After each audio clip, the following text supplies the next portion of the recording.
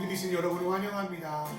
오늘도 이 오익 가운데, 예배 가운데 주님의 사랑이 넘쳐 흘려서 우리가 서로를 사랑하고 주님의 사랑을 조금이나마 우리의 주변 가운데 드러냈으면 좋겠습니다. 그러한 마음으로 우리를 사랑하시고 우리를 인도하시는, 우리에게 사랑이 풍성하게 태우시는 그 하나님 아버지를 찬양하며 나가겠습니다. 사랑하는 나의 아버지, 이름 높여드립니다.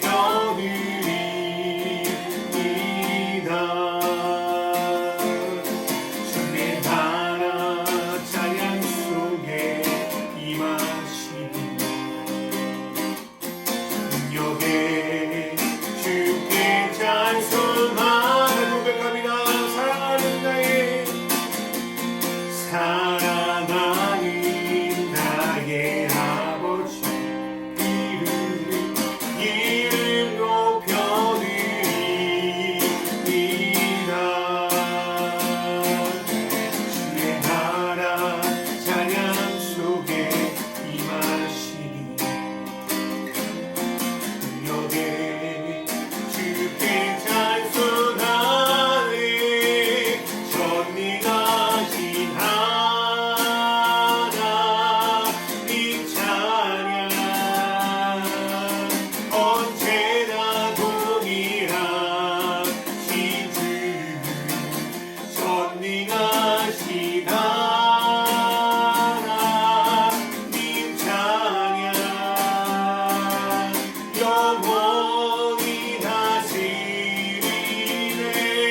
고백합니다. 사랑하는 나의 아버지, 이름 높여드립니다. 주의 나라 찬양 속에 임하시니 능력에 주께 찬송하네. 전능하신 하나님 찬양, 언제나 동일하신 주, 전능하신 하나님 찬양, 영원히 다스리네. 나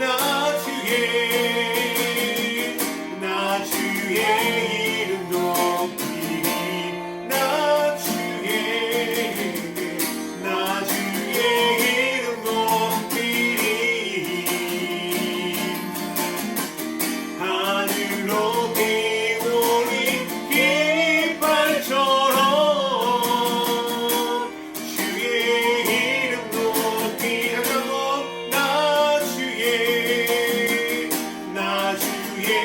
이름 높이리. 나 주의 이름 높이리. 하늘로 뛰어오른 깃발처럼 주의 이름 높이. 전능하신 하나님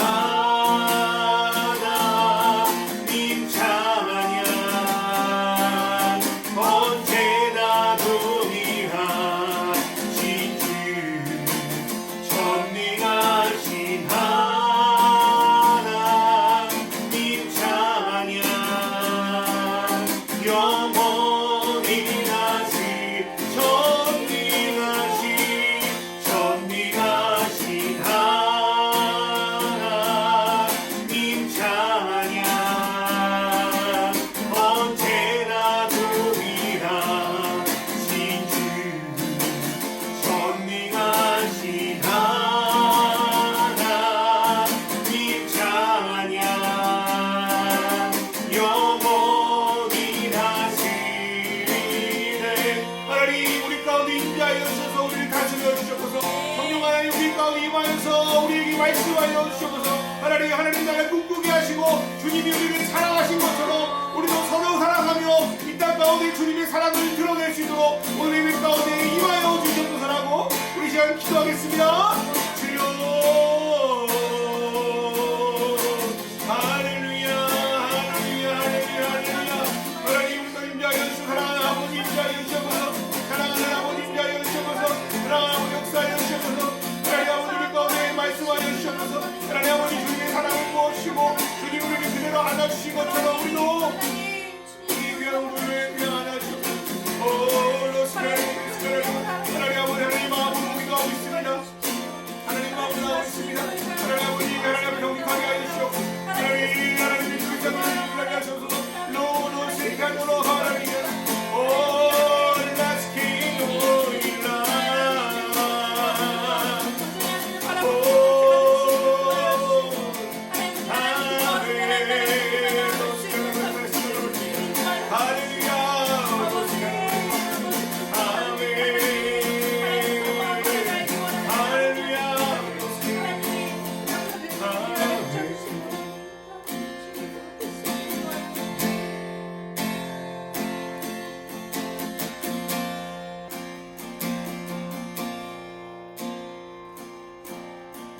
우리에게 소원이 하나이네.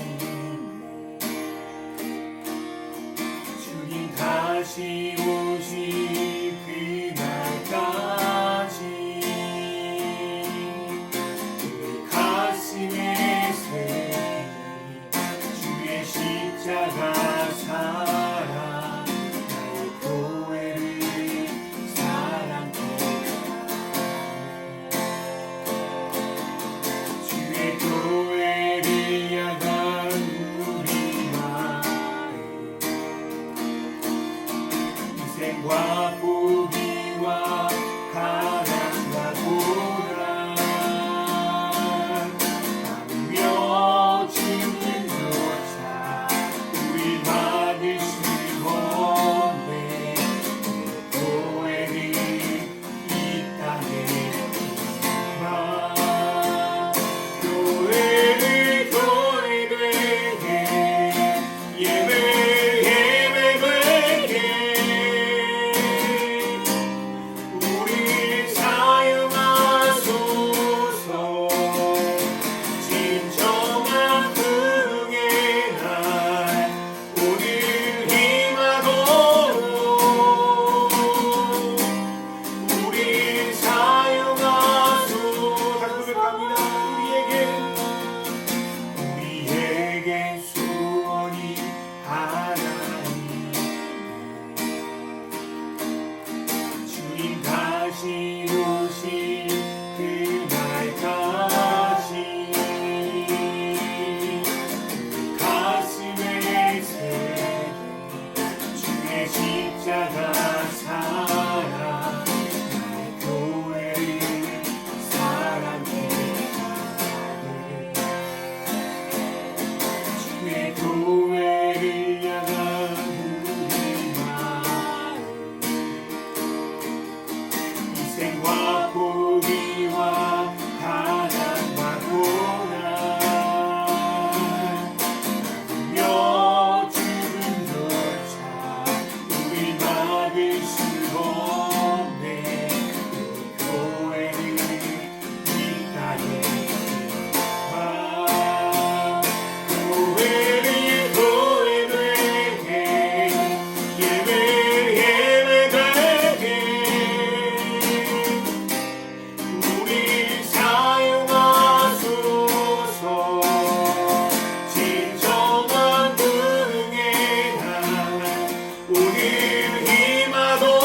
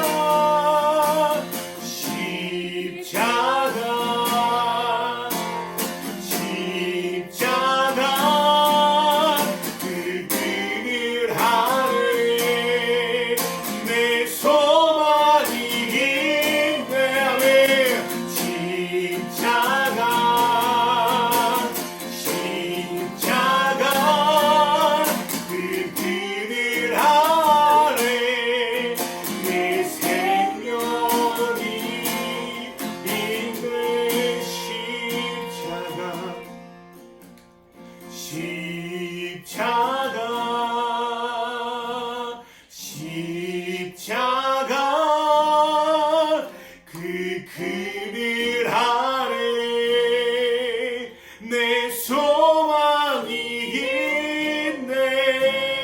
십자가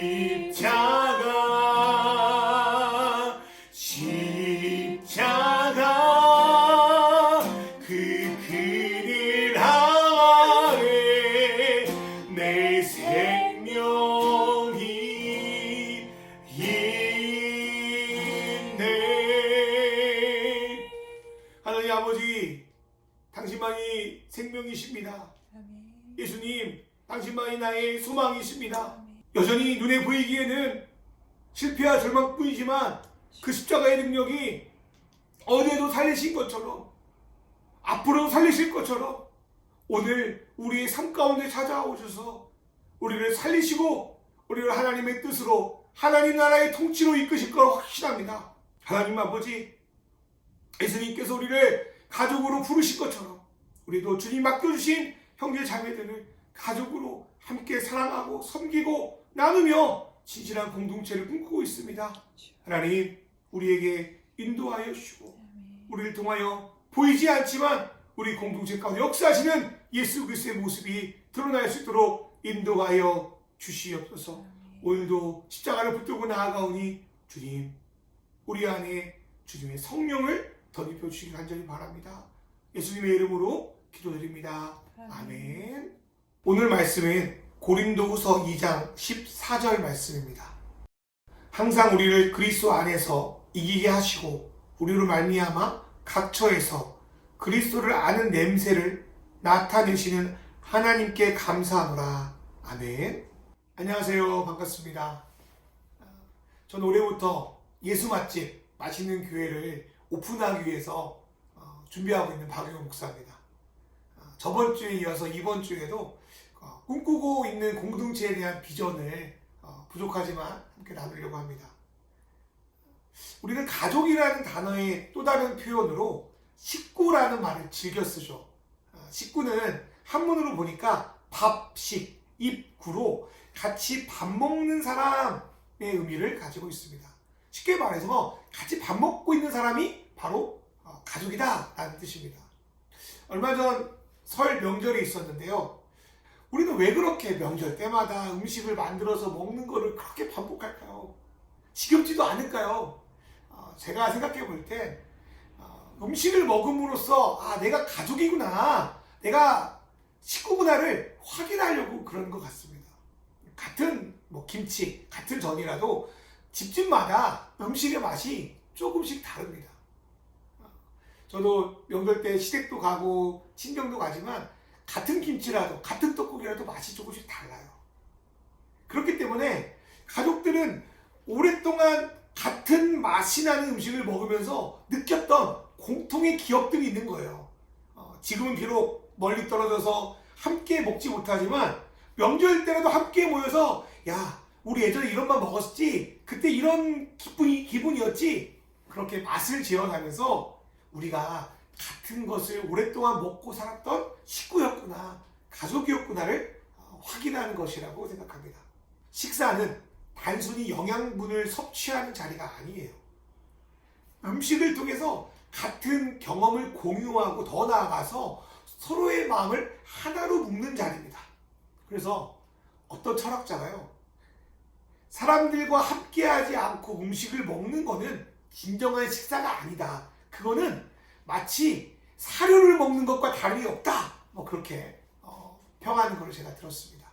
우리가 사람들과 자주 나누는 인사말 중에 야, 우리 언제 한번 밥 한번 같이 먹자, 그런 인사들 많이 하잖아요. 많은 경우 의례적인 인사말로 쓰이지만 진짜 너랑 밥 먹고 싶다 하면 단순히 밥을 먹자는 이야기가 아니죠. 밥 먹자고 식사의 자리에 초대하는 것, 집에 초대하는 거는 나는 너를 좀 알고 싶어, 너랑 친해지고 싶어, 내가 너를 좋아해, 친구가 되자, 그런 정서적인 교제의 의미를 담고 있습니다. 그래서 함께 밥 먹고 나고 나서야 비로소 나 누구랑 좀 알아, 나 누구랑 또 친해, 그렇게 말을 할 수 있는 겁니다. 그런데 성경을 보면 다른 분도 아닌 하나님께서 우리에게 밥을 주시기 위해서 우리를 자신의 집, 아버지의 집으로 교대하고 있다는 사실을 알 수 있습니다. 구약에 보면 하나님은 출애굽한 이스라엘 백성과 언약을 체결하시고 난 뒤에 가족이 된 의미로 이스라엘 지도자 70명들을 하나님이 임재하신 시내산으로 불러서 함께 먹고 마셨습니다. 그리고 이스라엘의 5대 제사 중 화목제는 하나님과 화목하게 된다는 의미를 갖고 있는데 그 속에 함께 먹는 식사의 의미도 담겨 있습니다. 특별히 이사야 선지자는 하나님의 교제가 깨어진 현실 속에서 언젠가 하나님께서 이스라엘뿐만 아니라 만민을 구원하실 것을 예언하면서 그에 대한 이미지 중 하나로 함께 식사의 잔치를 하는 것으로 말씀하고 있습니다. 그리고 마침내 예수님이 오셨을 때 예수님은 하나님과 우리를 화해시키기 위해서 함께 먹고 마시는 식사의 자리를 만드셨습니다. 그리고 예수님 스스로 식사가 되셨어요. 우리가 성찬 때마다 떡과 포도주를 먹고 마시는 것은 바로 이 때문입니다. 요한복음 6장을 보니까 예수님의 오병이어의 기적을 체험한 사람들이 예수님께 계속 음식을 얻어먹기 위해서 예수님을 쫓아옵니다. 그때 예수님은 영생을 얻기 위해서는 그런 떡과 고기가 아니라 먹어도 배고프고 목마른 그런 게 아니라 바로 예수 자신을 먹으라고 말씀합니다. 요한복음에서 영생은 하나님과 다시 온전한 인격적인 관계를 맺는 것을 말합니다. 영생은 유일하신 하나님과 그 아들 예수를 안다는 것은 바로 하나님과 관계를 맺는 것을 의미합니다. 그런데 하나님을 알 수 있는 것, 하나님과 관계를 회복하는 것은 오로지 예수를 먹어야 된다는 거예요. 예수님은 우리와 하나님이 화해하고 인격적인 관계를 다시 맺게 하기 위해서 자신의 몸과 피를 내어주셨습니다. 그리고 그러한 식탁의 자리에 우리를 초대하고 계십니다. 그 자리에 응할 때 비로소 우리는 하나님과 화해할 수 있는 겁니다. 우리는 하나님을 생각할 때 하나님이 홀로 계신 분이라고 여길 때가 많아요. 그런데 하나님은 성부, 성자, 성령 공동체로 존재하고 계십니다. 본래 가족이라는 것은 서로 격이 맞아야 이루어집니다. 하나님의 공동체는 같은 하나님끼리만 할 수 있는 거잖아요. 그런데 신이신 하나님과 피조물인 인간이 가족이 된다는 것은 상식적으로 말이 안 됩니다. 더욱이 하나님을 배신한 큰 죄를 저지른 자들을 어떻게 받아들이겠습니까? 성경은 그러한 인간의 상태를 외인, 진노의 자녀로 표현하고 있습니다. 그런데 예수님은 자신을 식사로 만드시면서까지 우리를 하나님과의 식사의 자리로 초대하십니다.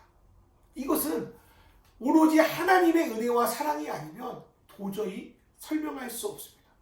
우리는 그 자리에 응함으로 하나님을 아버지로 모시는 진짜 가족이 됩니다. 이것은 바로 주님께서 제정하신 성찬의 의미 중에 하나입니다. 가족이 한 번만 식사할 수 없는 것 같이 매번 성찬을 통해서 주님이 십자가 위에서 베푸신 식사의 의미를 기억하고 재현합니다. 그렇다면 우리는 이 성찬을 어떻게 표현하고 있습니까? 보통 많은 교회들은 예배 안에 한 의식으로 성찬을 대합니다. 그게 나쁜 것은 아닙니다.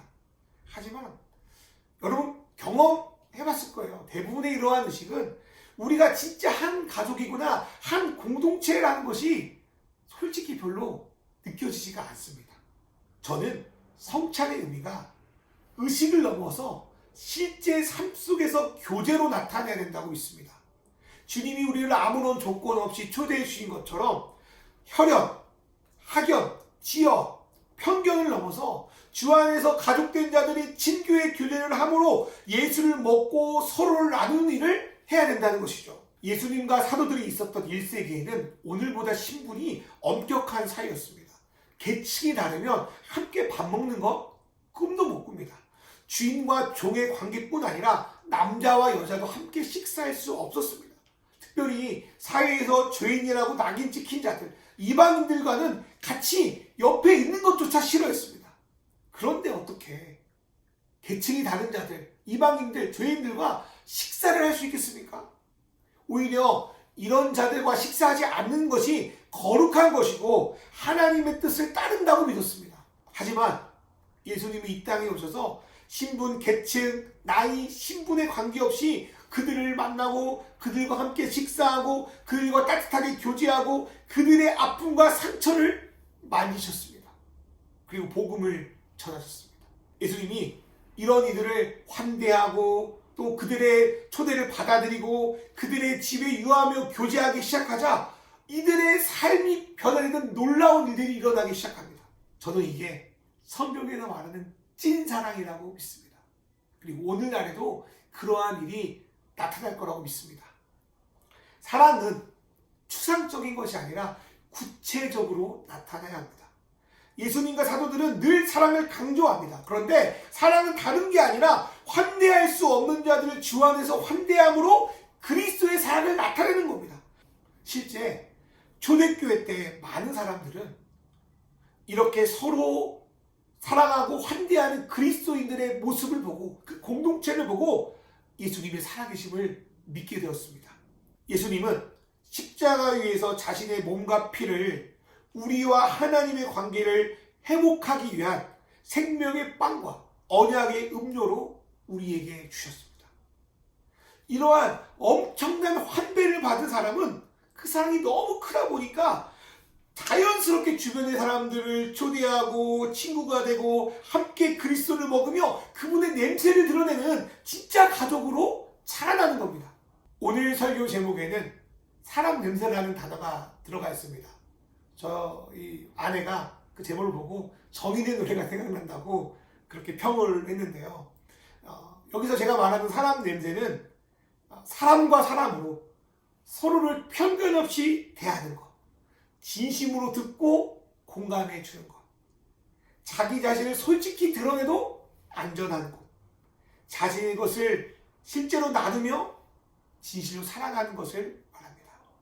사람들은 모두 이러한 삶을 원합니다. 그러나 자신의 욕심, 자신의 이기심으로 인해서 이러한 삶을 제대로 살아낼 수 없습니다. 그런데 다른 분도 아닌 하나님의 아들 예수님이 이 땅에 오셔서 하나님이 본래 인간을 창조할 때 나도록 했던 진짜 사람 냄새가 어떤 것인지를 우리에게 알려주셨다는 거예요. 여러분, 한국 사람은 모르지만 외국 사람이 아는 한국인의 냄새가 무엇인 줄 아십니까? 바로 마늘 냄새입니다. 우리나라처럼 마늘을 많이 먹는 민족이 없답니다. 그래서 아무리 몸을 깨끗하게 하고 향수를 뿌려도 외국 사람이 느끼기에는 그 지독한 마늘 냄새가 사라지지가 않는데요.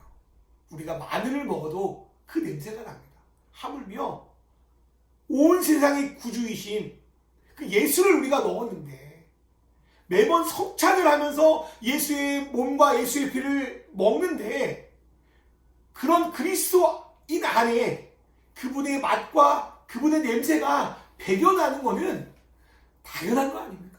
그런 면에서 저희 맛있는 교회가 꿈꾸는 교회는 특별한 것이 아니라 매우 상식적인 겁니다.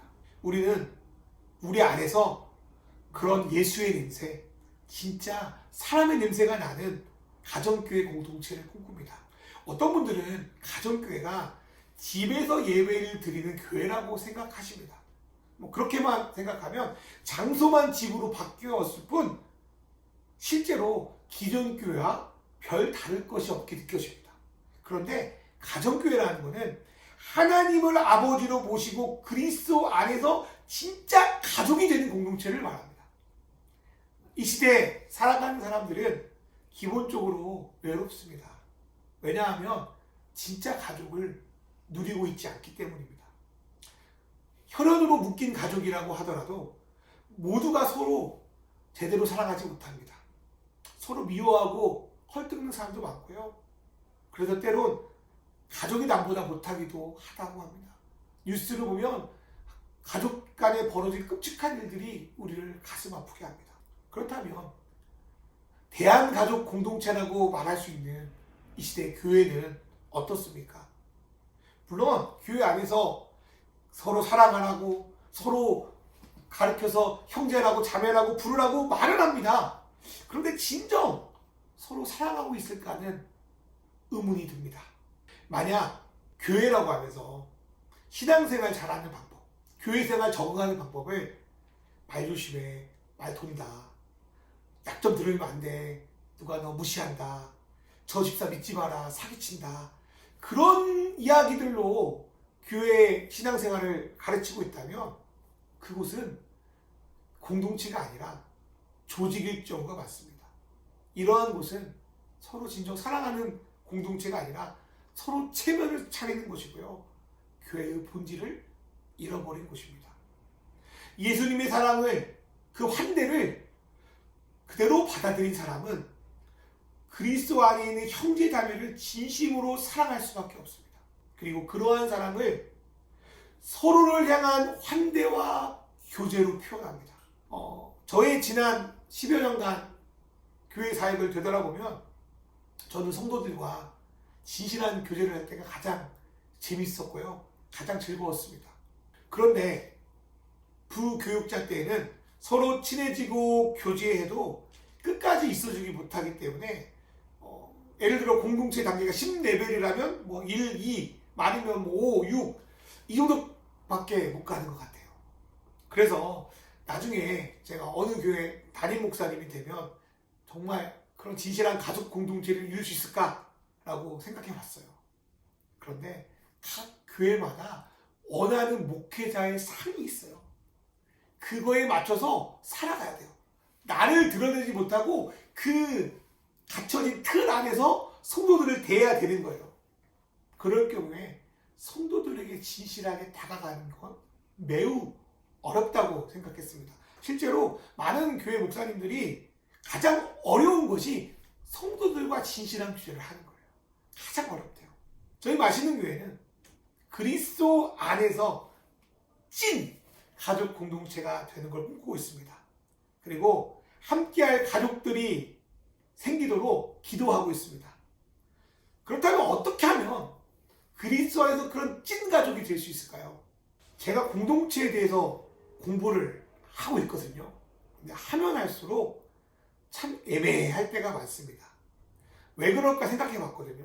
그런데 결론이 공동체는 공부해서 배우는 게 아니라 체험으로, 실제 살아감으로 배우는 것입니다.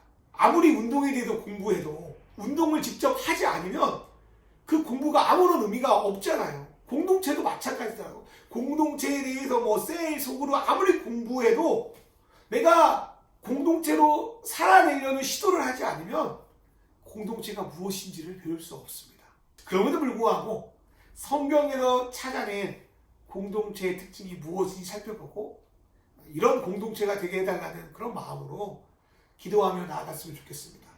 첫 번째로 서로 섬기는 공동체입니다. 예수님 시대나요, 지금이나요, 낮은 사람들이 높은 사람을 섬기는 거 당연하죠. 제자가 스승 섬기는 거 당연하죠. 그런데 예수님은 그 2000년 전에도 스승인데 제자들을 섬겼습니다. 말씀만 가르치신 것이 아니라 직접 음식을 서빙하셨고요. 식사의 자리에서 제자들의 발을 씻기기도 하셨습니다. 그래서 예수님의 부활 후 엠마오로 가는 두 제자들이 예수를 알아볼 수 있었던 것은 성경을 가르치신 분이 직접 음식을 서빙하는 모습을 보았기 때문입니다. 또한 마태복음 20장을 보면 예수님은 믿는 우리는 높은 지위를 가지면서 갑질하는 세상의 지도자들과 다르다. 우리는 섬김으로 우리가 주 안에서 큰 자임을 증명해야 된다라고 말씀하십니다. 그리고 바로 예수님이 이 땅에 오신 궁극적인 이유가 바로 우리를 섬기기 위해서였다고도 하십니다. 이 말씀을 믿은 초대교회 성도들은 자신의 집을 내어주고 함께 음식을 떼고 함께 섬김으로 예수님의 섬김의 모습을 자신의 삶 속에서 나타냈다는 겁니다. 두 번째로 하나님 나라의 공동체는 서로 존중하는 공동체입니다. 그동안 저는 예수 이름을 가지고 일방적이고 무조건적인 복종을 요구하는 분들을 많이 봤어요. 어떤 사람들은 이런 사람들이 카리스마가 있고 능력이 많다고 하지만 이거는 절대로 인격적인 관계가 아닙니다.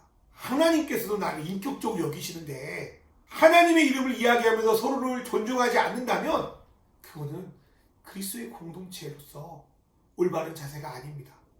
하나님은 공동체 안에서 일반적인 순종이나 복종을 말씀하시지 않았습니다. 오히려 피차 복종하라고 말씀하십니다. 교회 공동체 안에서는 예수 그리스도 말고는 절대적인 권위가 없어요.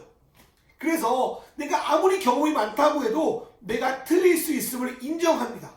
주님이 주신 권위가 상대를 섬기고 살리기 위해서 존재한다는 걸 믿어야 합니다. 그래서 어떻게든 상대의 말에 귀를 기울여야 되고요. 어떻게든 이해하려고 하고요. 어떻게든 받아들이려고 애써야 합니다. 그리고 특정 한 사람의 결정이 아니라 공동체가 함께 무엇이 옳은지를 고민하여 나아갑니다. 그렇게 서로를 존중할 때 공동체 안에 신뢰라는 게 생깁니다. 세 번째로 공동체는 서로 사랑해야 합니다. 하나님의 값없는 환대를 경험한 사람은 내 주변의 사람들을 사랑하게 됩니다. 외부인이라도 그들을 향한 친절과 선비를 멈추지 않습니다. 사랑은 내가 원하는 것이 아니라 상대가 필요한 것을 채우는 겁니다. 또한 자신의 이익을 위한 것이 아니라 진정 그 사람을 위한 것이어야 됩니다. 말로만 사랑하는 것이 아니라 작더라도 구체적으로 사랑해야 합니다. 서로 환대하고 교제하는 것은 사랑을 구체적으로 표현하는 방법 중에 하나입니다. 그리고 서로 사랑하면 공동체 안에 일어나는 문제들을 사랑의 방식으로 해결할 수 있습니다. 공동체의 문제는 크게 죄의 문제와 허물의 문제로 나눌 수 있습니다. 죄는 상대에게 잘못한 것을 한 것이며 허물은 아직 미성숙해서 나타나는 문제입니다. 평소 사랑하지 않은 공동체라면 이런 문제가 생기면 즉시 튕겨져 나가고요. 심하면은 공동체가 무너집니다. 하지만 사랑하는 공동체라면 당신이 힘들어도 서운해도 저 사람이 나를 사랑하는 걸 알기에 이 공동체가 나를 아껴주는 것을 알기에 어떻게든 그 안에서 문제를 용서하고 용납함으로 해결을 합니다. 여러분 보십시오. 여러분 가족은 어떻습니까? 맨날 행복하기만 합니까? 다툼이 끊이지 않지 않습니까? 그런데 건강한 가족이라면 다툼이 파탄으로 끝나는 것이 아니라 오히려 서로를 더 잘 아는 기회로 삼습니다. 다투긴 하지만 금세 화해합니다. 왜요? 가족이니까. 그리스도인의 공동체에 문제가 없을 수 없습니다. 힘든 일이 생기지 않을 수 없습니다. 그러나 서로 사랑하고 신뢰하면 문제가 생겨도 그 문제를 해결할 수 있습니다. 네 번째로 하나님의 공동체는 서로 꿈꾸는 공동체입니다. 교회 다니는 분들한테 왜 예수 믿습니까? 왜 교회 다녀요? 물으면 크게 두 가지 답변을 할 때가 많아요. 첫 번째로 저 지옥 가기 싫어서요. 천국 가고 싶다는 말보다 지옥 가기 싫다는 말이 압도적으로 많습니다. 두 번째로 교회 다니는 이유는 예수를 믿고 자기가 원하는 것을 얻기 위해서 교회 다닌다고 답변합니다. 하지만 이러한 목적들은 예수님께서 이 땅에 오셔서 교회라는 공동체를 세운 것과 매우 목적이 동떨어져 있습니다. 사람은 어떤 목표와 가치를 꿈꾸는지에 따라서 그 삶의 모습이 달라집니다. 앞에 말씀드린 두 가지가 교회 다니는 목적이라면 서로 살아갈 이유도 없고 자신의 유익을 내려놓고 서로를 위해서 헌신할 이유도 전혀 없어요.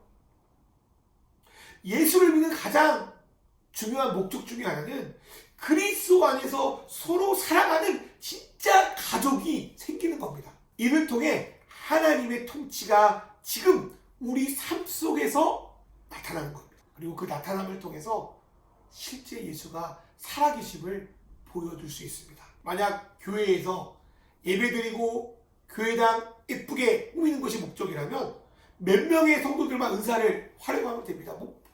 교육자들이 예배 준비만 하면 돼요. 하지만 서로 사랑하는 것이 교회의 목적이라면 각자 가진 것들을 가지고 교회에서, 가정에서, 또 세상에서 어떻게든 사랑하는 방법들을 만들어낼 겁니다. 그래서 고린도전서를 보면 각종 은사 위에 있는 것은 사랑이고 모든 은사는 사랑을 기초로 활용해야 된다라고 말씀하고 있는 겁니다. 독일의 신학자 디트레히 보데퍼는 성도의 공동생활이라는 책에서 그리스도는 성도들의 사귐과 교제 속에서 임재하신다라고 말합니다. 저 역시 이 의견에 공감합니다. 예수님은 성도들의 진실한 사귐 속에 임하십니다. 그리고 사람들은 그 사귐의 모습을 보고 그리스도께 매력을 느끼고 끌려옵니다. 마치는 교회는 이러한 진정한 진실한 사귐이 있는 그런 가족 공동체가 되길 꿈꿉니다. 물론 쉽지 않은 일이겠죠.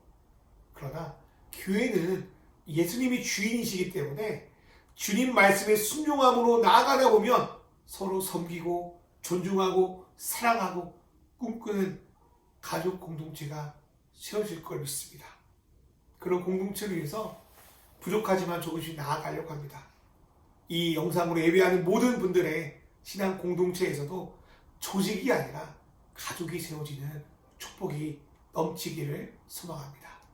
이 시간 다 같이 기도하겠습니다. 예수님께서 자신의 몸과 피를 주심으로 우리를 환대하고 사랑해 주신 것 같이 우리도 주님의 사랑으로 다른 사람을 환대하게 하소서. 맛있는 교회가 서로 섬기고 존중하고 사랑하고 꿈꾸는 가족 공동체가 되게 하소서.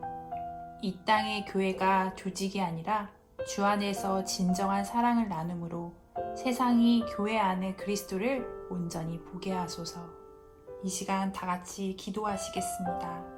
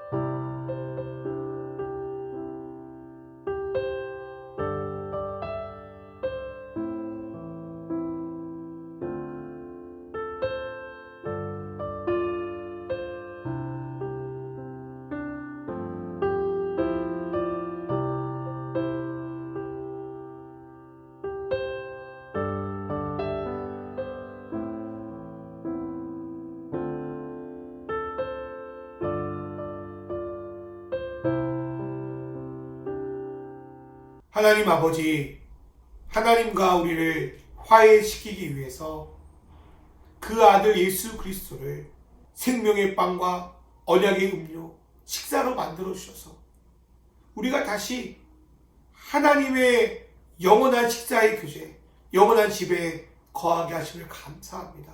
내 조건을 보신 것도 아니고 내 자격을 본 것도 아니고 오직 나를 사랑하셔서 베푸신 그 환대가, 그 사랑이 우리 안에 있음을 믿습니다. 그리고 그 사랑이 우리 가운데 넘쳐서 예수님이 그러한 것처럼 우리도 우리에게 주어진 사람들을 환대하고 사랑하고, 하나님 아버지, 교회는 가족입니다. 형제 자매입니다.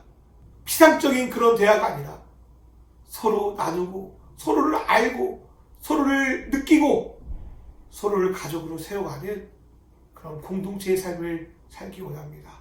그런데 교회라는 공동체 안에 가족이라는 것보다 어쩌면 피상적인 만남이 너무나도 많습니다. 하나님 아버지, 우리 마시는 교회는 예수님의 맛이, 그 냄새가 진정 살아있는 예수 맛집, 진실한 가족의 공동체를 꿈꿉니다. 서로 섬기기 원합니다. 서로 존중하기 원합니다. 서로 사랑하기 원합니다.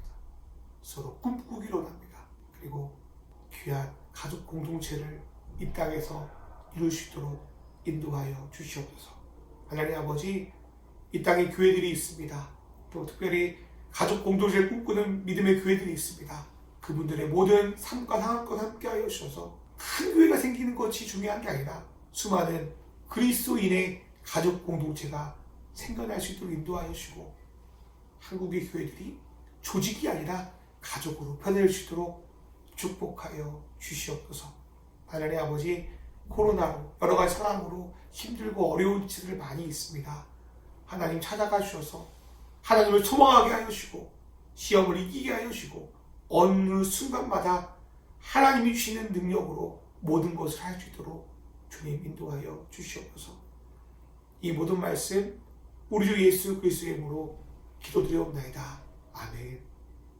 이제는 우리 주 예수 그리스도의 은혜와 하나님 아버지의 사랑과 성령님의 인도하심이 예수님께서 세우신다고 하신 교회 공동체를 바라보며 서로 섬기고 존중하고 사랑하고 꿈꾸는 예수 맛집 가족 공동체를 꿈꾸며 나아가는 맛있는 교회의 모든 사역위에 그리고 이 영상을 보며 예배드리는 모든 성도들의 각 신앙 공동체 위에 이제로부터 영원히 함께 하시기를 간절히 축원하옵나이다.